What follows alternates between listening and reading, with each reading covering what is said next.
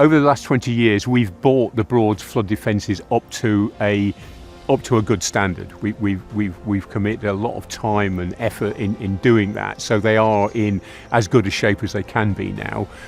So there now needs to be a sort of commitment to maintain the defences at that sort of standard into the future. We go around, we inspect, we check that things aren't cracking or failing, and we repair where we need to. So that's what really the last 8 years have just been sort of maintenance. Cut and clear works is, for those who don't know what that means, the main rivers that the Environment Agency have responsibility have a number of tributaries which flow down into them. So cut and clear works are basically keeping those clear in the winter months, which enable drainage and prevent houses and land flooding in the upstream areas. And it generally involves an excavator with a team of 2 or 3 going through. The blokes on the ground will lop branches off trees, etc., to allow access for the machine. And that has a bucket on it called a Bradshaw bucket, which is like a wire basket with a cutting blade on the front. And all that does is cut the reed out the centre of the channel. And on this project, we've had to do that in a very environmentally sensitive way, such that we minimise the disturbance and we leave a fringe of emergent vegetation for the creepy crawlies to live in. Yeah, the grass cutting is something we initially carried on from the Environment Agency, but as we improved the 240 kilometre flood bank network of the Broads, the scope of that increased and increased. The environmental restrictions have become stricter over the 20 years as well.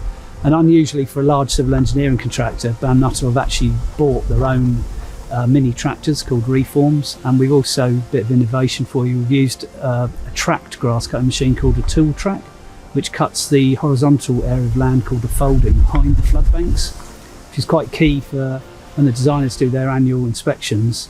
Cutting that base of the flood bank shows you where the leaks are, if leaks appear, and then we can just go and do quick maintenance fixes on small leaks. So it's been key from that point of view. And then more work, like, the Bessel work was so important to sustain what we've already got.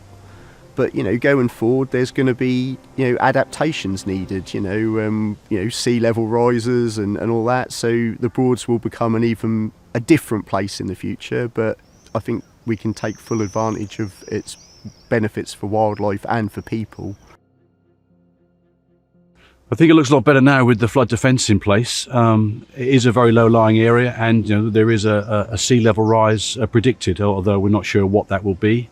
But I think there's a confidence that we can carry on with our projects. We do quite a lot of restoration work with the shallow lakes or the Broads, and we return them, or try and return them back to a pristine habitat, which is fresh water. So obviously what you don't want is sea incursion and salt water coming in. And so with the flood defence banks and the programme has happened, we've got confidence that the works that we do will be complemented by the flood defence. So we're currently working with Jacobs on, there's the Broadland Futures Initiative, which is a strategy, what do we do far out into the future, but also in the short term in terms of maintenance and keeping that knowledge that Bessel have had, and the Jacobs part of it, keeping that knowledge within the area. So we're working with them at least over the next couple of years to sort of monitor, manage, plan ahead what we do in terms of maintenance. I think what this project's done is it's a major focus has been on resilience of flood defences. So we haven't necessarily changed the overall sort of flood risk of the area, but we've made assets that are more resilient to overtopping to the pressures of flood events. And the project's had a certain sort of account for sea level rise over the course of the project and going beyond, but that, going forward is a slight unknown. And the pressures of all sorts, be it sea level rise, be it drought, be it extreme fluvial events, rainfall events, all have a big effect on this area. It's a very sensitive area, it's low lying, it's got rivers running all the way through it. I live in the area, so I use the public footpaths along the flood banks, and I go sailing as well. So I can see one of the things when I take friends out on my boat is I'm very proud to show them the sort of work that I've been involved in, and that the team has produced. When someone said to me at the start of this job, you're going to have to upgrade 240 kilometres of flood bank, we were like, well, that's just not possible in 10-15 years. but with the great team that we've had and with the co-location and the ability to have a contractor and a client and a consultant all working to the same goal alongside all the stakeholders that we have, we've managed to construct between 10 and 15 kilometres of bank per year for 15 years and therefore completed the task on time and to budget. Yeah, it's been a really nice project to work on.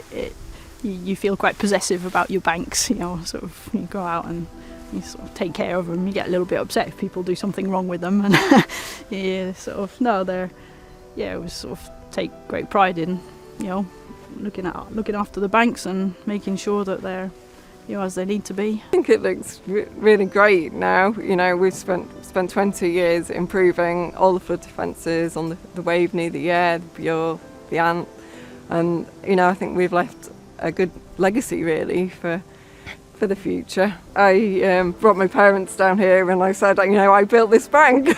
I was really proud, and they were proud of me. So yeah. What's been really proud is to see how people are using the site, but also to see how many wildlife successes we've had through the work, and it is simply down to the habitat creation work on why the wildlife is now here.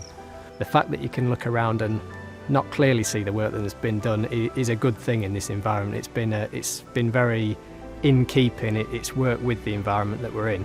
I love my job and I love the Broads National Park. I love the fact that actually we're quite a small organisation, but yet we have a fairly major impact on the landscape, which will be here for hundreds and hundreds of years. So absolutely, I'm proud, and I'm proud to make my mark, and I'm proud that others have made their mark and will be known in years to come. The Broadland project has shown the advantage of undertaking long-term projects and the ability to do more than just the sum of the start of that project, and all the added benefits you get from developing long-term relationships with your client and your contractors and the stakeholders around you. The project is just finished. It's finished on time. It's finished to budget. We're happy with the quality of work that's been done, and out there's a satisfied sort of community with what we've done. So that's a sort of acid test.